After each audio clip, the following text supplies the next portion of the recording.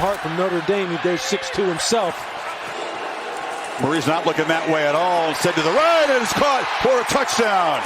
Greg Dortch out of the backfield in Arizona. An impressive long march. In the world of professional football, where expectations often dictate narratives, the Arizona Cardinals have quietly been defying the odds. As the 2024 NFL season continues to unfold, the Cardinals are proving that sometimes the most intriguing stories emerge from the most unexpected places. While many pundits and fans wrote off the Cardinals during the offseason, a select few, including myself, saw the potential for this young team to surprise and contend for a wildcard spot. The Cardinals' recent 17-15 victory over the Los Angeles Chargers in Week 7 serves as a testament to their resilience and also growing potential. The Monday Night Football showdown between the Cardinals and Chargers was a gripping affair that showcased the grit and determination of a young Arizona team finding its footing. In a game where defense took center stage, the Cardinals managed to grind out a narrow victory against a formidable opponent. The win not only improved their record to 3-4, but also demonstrated their ability to compete with more established teams in the league. I'm not saying the Chargers are like a Super Bowl contender or anything even close to that, but they are for sure a solid team.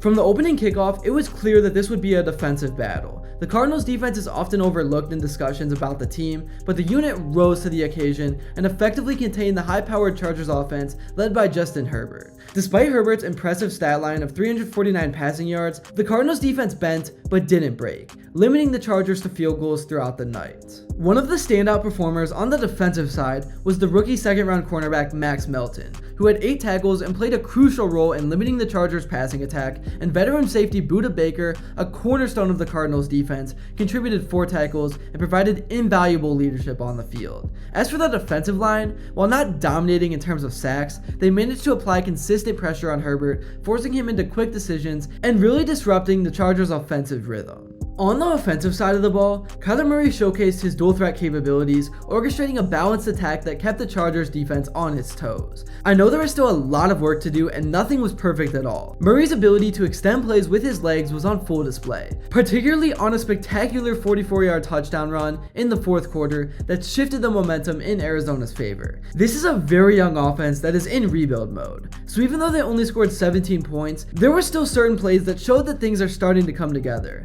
Now it's about finding some sort of consistency. James Conner continued to be a reliable workhorse for the offense, rushing for 101 yards and adding 51 yards through the air. Conner's bruising running style and ability to pick up tough yards in critical situations was instrumental in Arizona's ability to control the clock and sustain drives.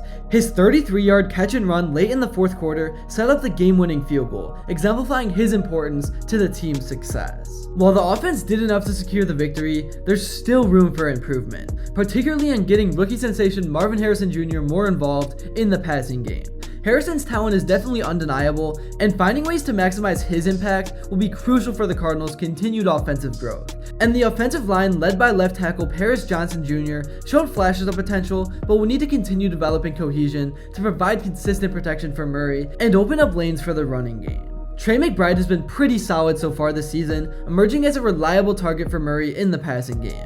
His development as both a receiver and blocker has added another dimension to the offense and provided Murray with a safety valve when plays break down. Moving on to the defensive side of things, while not perfect, the unit deserves credit for their performance against what is a pretty good offense. They managed to keep Los Angeles out of the end zone, forcing them to settle for field goals throughout the game.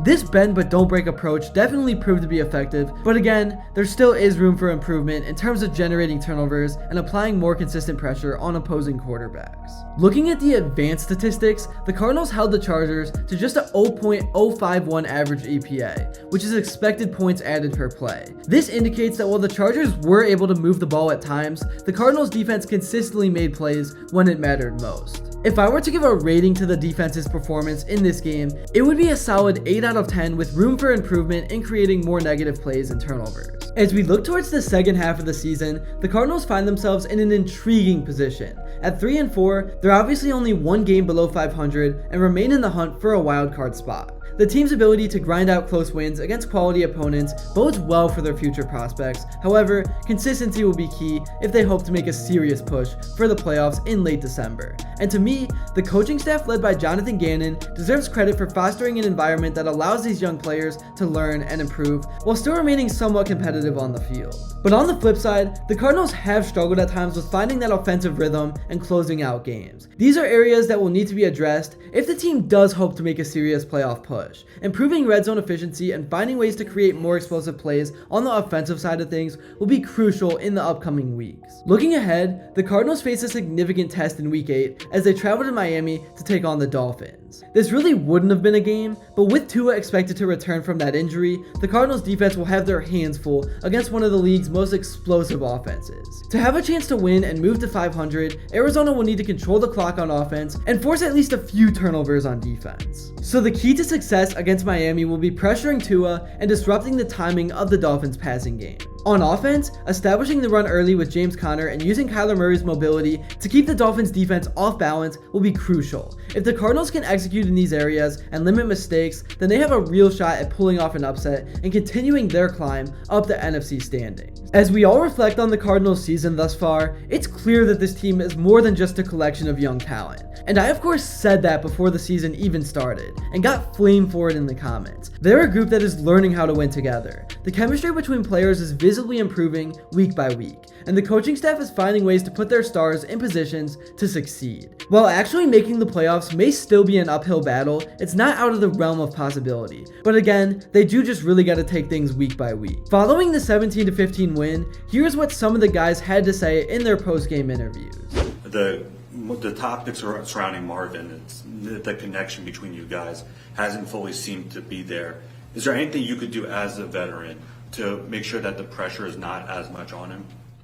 I think when you are one of those guys, like his mentality and his expectations of himself are always going to remain the same. Like that's nothing that I can do. Anything that y'all write about, like that's not going to affect the way he feels like he should be playing the game or wants to play the game. But at the same time, no, I don't think we've even scratched the surface of what we can be. And I know it's frustrating for fans and it's frustrating for us too, because I want him to have 10 catches a game, 100 yards a game. Like we all want that, But again, it takes time, it takes work, and that's what we're striving to be great. And I believe we'll get there. That's really all I got for this video. Thank you all so much if you made it to this point. And if you enjoyed it and haven't yet, please be sure to drop a like and subscribe, because your support truly does mean the world. Also, let me know what you would like to see next. And until then, I will see you all later.